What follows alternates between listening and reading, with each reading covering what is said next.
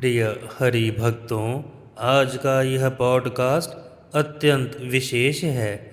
इसे आरंभ से लेके अंत तक अवश्य देखें, क्योंकि इसमें उस संपूर्ण शंका का समाधान किया गया है जहाँ जब एकादशी व्रत होता है तो कई बार गृहस्थ के लिए एक दिन पहले और वैष्णव और वैरागियों के लिए एक दिन पश्चात क्यों होती है। शास्त्र प्रमाण सहित श्री कुंज बिहारी श्री हरिदास। प्रिय भक्तों, सनातन धर्म में एकादशी व्रत को व्रतों का राजा कहा गया है। यह साक्षात माधव की प्रिय तिथि है, परंतु कई बार पांचांग की सूक्ष्म गणनाओं के अनुसार हमारे भक्त समाज और गृहस्थ भाई बहनों में यह असमंजस हो जाता है कि आखिर व्रत किस दिन रखा जाए। आज हम ऐसी ही एक अत्यंत विशेष और सूक्ष्म स्थिति की चर्चा करने जा रहे हैं, जो आषाढ़ मास के कृष्ण पक्ष की योगिनी एकादशी पर बन रही है। पांचांग की स्थिति। पांचांग की यदि हम गणना देखें तो आषाढ़ कृष्ण पक्ष की एकादशी की तिथि का आरंभ 10 जुलाई शुक्रवार को प्रातः 8:10 पर होगा और अगले दिन 11 जुलाई दिन शनिवार को प्रातः 5:23 तक ही एकादशी तिथि रहेगी। इसके पश्चात द्वादशी तिथि आरंभ हो जाएगी। अब ध्यान से श्रवण करें। यहाँ एक बहुत ही सूक्ष्म और शास्त्रीय स्थिति बन रही है, क्योंकि दोनों ही दिन सूर्य उदय काल में एकादशी की तिथि नहीं मिल रही। 11 जुलाई को सूर्य उदय से पहले ही एकादशी समाप्त हो जा रही है और द्वादशी तिथि का आरंभ हो रहा है। ऐसे में 11 तारीख की तिथि का क्षय अर्थात तिथि क्षय हो गया है। शास्त्रों का यह अत्यंत महत्वपूर्ण नियम है, जब दोनों दिन सूर्य उदय काल में एकादशी तिथि व्याप्त ना हो तो पहले ही दिन एकादशी मानी जाती है। इस नियम के अनुसार गृहस्थों को 10 जुलाई को ही एकादशी तिथि का व्रत करना मान्य होगा और विरक्त वैष्णव भक्तों के लिए यह व्रत 11 जुलाई को होगा, जिसका कारण हम आगे बताएंगे।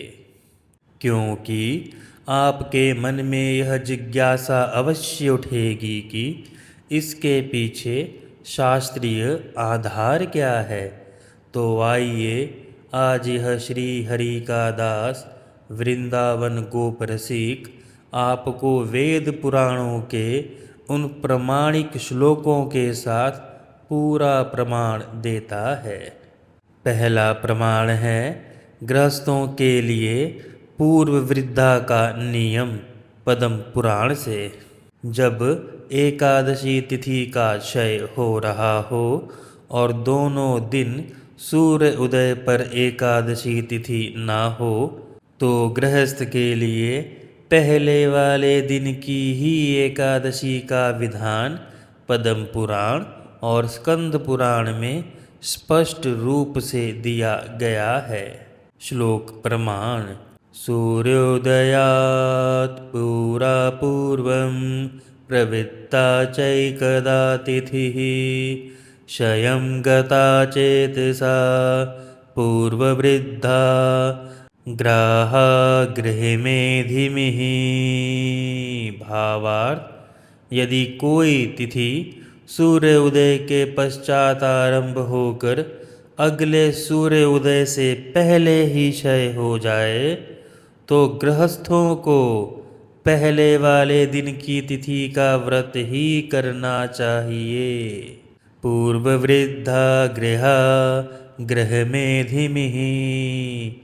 इसी कारण गृहस्थों के लिए 10 जुलाई का व्रत पूर्णतः शास्त्र सम्मत है, क्योंकि गृहस्थों की कामनाएं होती हैं और वैरागियों के मन में कोई कामनाएं नहीं होती, जो कि गृहस्थों की कामनाएं हैं।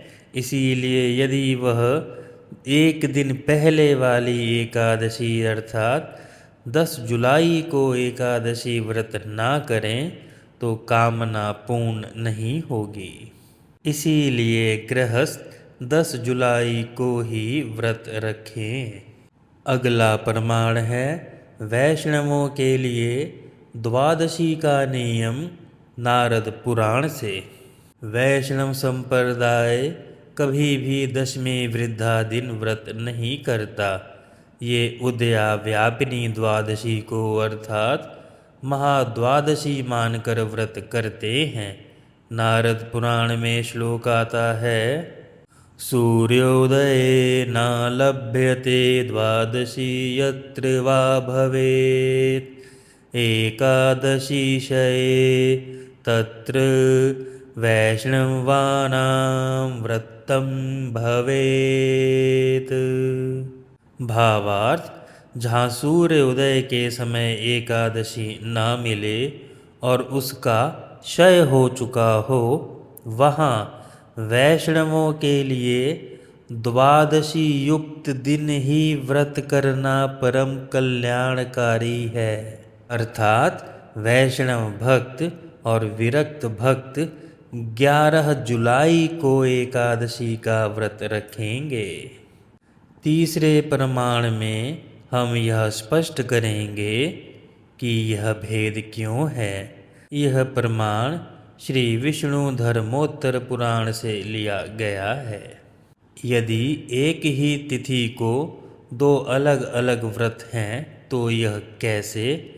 इसका उत्तर श्री विष्णु धर्मोत्तर पुराण देते हुए कहता है, एकादशी कालमात्रा द्वितीये सयुर्ण चेत तदा शये पूर्वैवं कर्तव्या उत्तरैवात्र वैष्णवैः। भावार्थ, यदि एकादशी दूसरे दिन सूर्य उदय पर काल मात्र भी न बचे।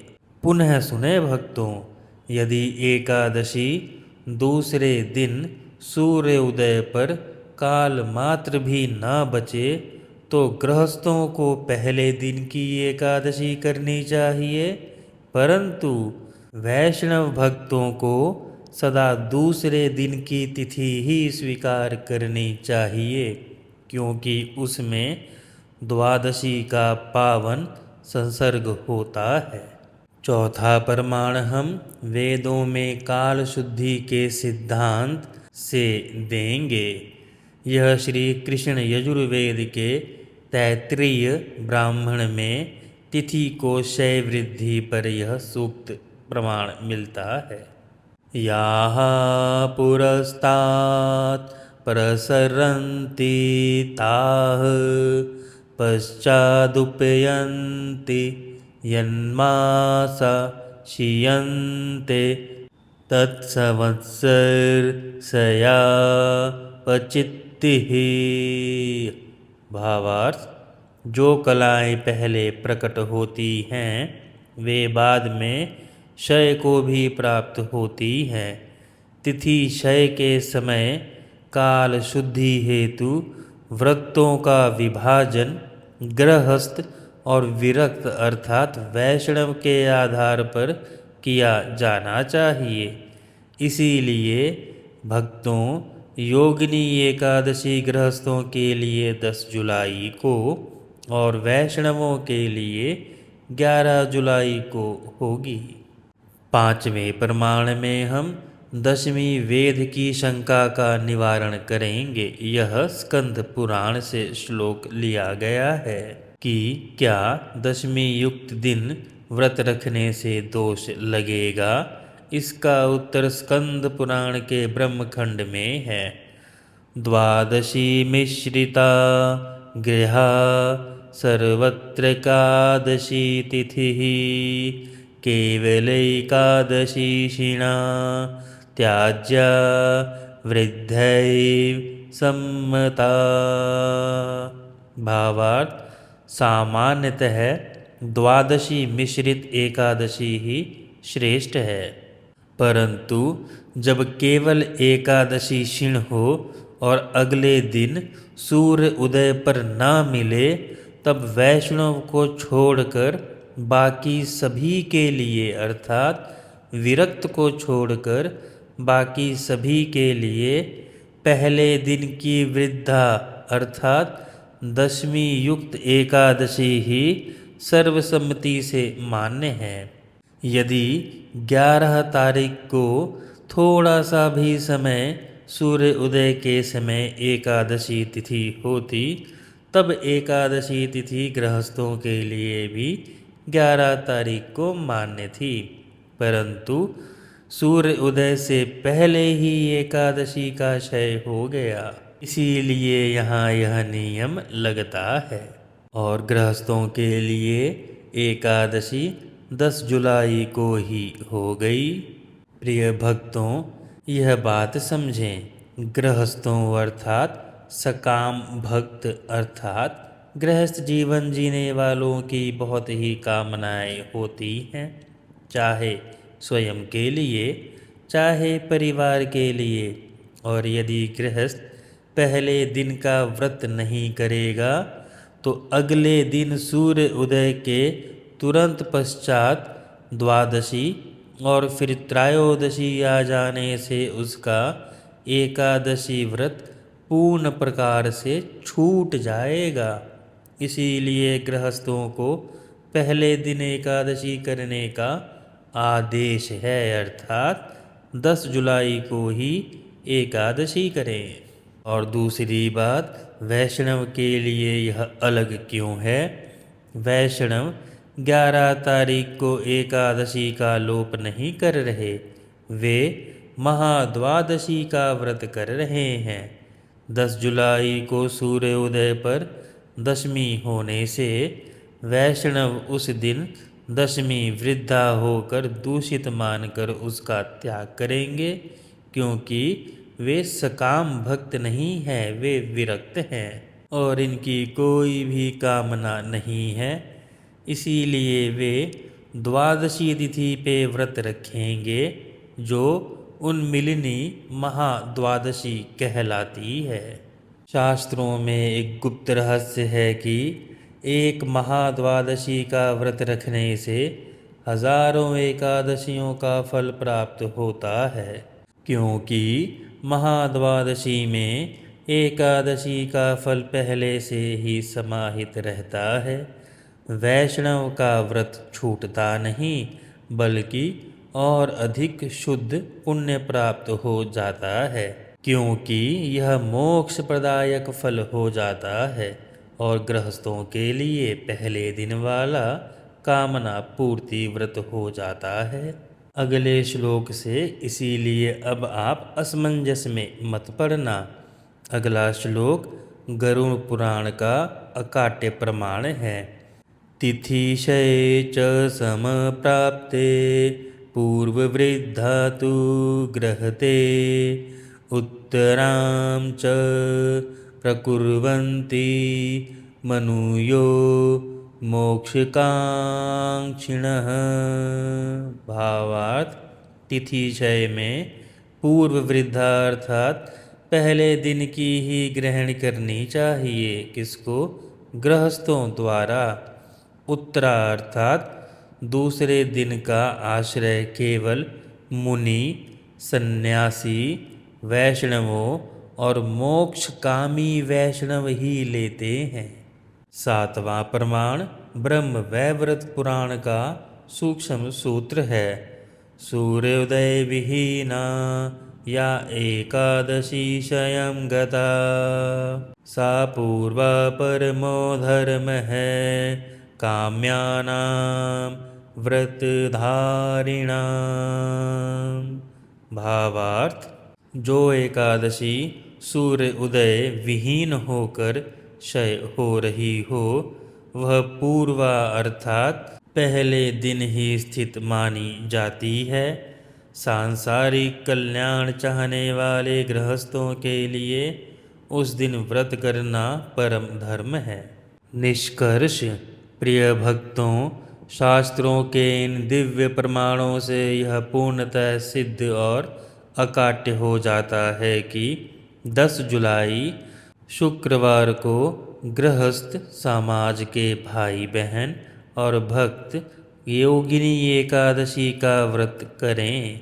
10 जुलाई गृहस्थों के लिए परम शुभ दिन है और 11 जुलाई दिन शनिवार सभी वैष्णव भक्तों के लिए, सन्यासियों के लिए और मोक्षार्थियों के लिए अर्थात मोक्ष की अभिलाषा रखने वाले भक्तों के लिए श्री हरि की प्रसन्नता के व्रत का दिवस है। यह दास भक्त वृंदावन गोप रसिक यही प्रार्थना करता है कि आप सभी अपनी अपनी स्थिति के अनुसार परम पावन योगिनी एकादशी का व्रत रखें और श्री हरि की अहौत की कृपा को प्राप्त करें। यदि आपको शास्त्रों का यह प्रमाण निर्णय अच्छा लगा हो तो इस पॉडकास्ट को अपने प्रियजनों के साथ अवश्य साझा करें ताकि किसी भी भक्त के मन में कोई भी संशय ना रहे। आज के इस अंक से अपने इस दास को विदा कीजिए। मिलते हैं अगले अंक में किसी नए शास्त्रीय प्रमाण और प्रसंग के साथ। बोलिए श्री योगिनी एकादशी महारानी की जय। जय श्री कुंज बिहारी श्री हरिदास। राधे राधे।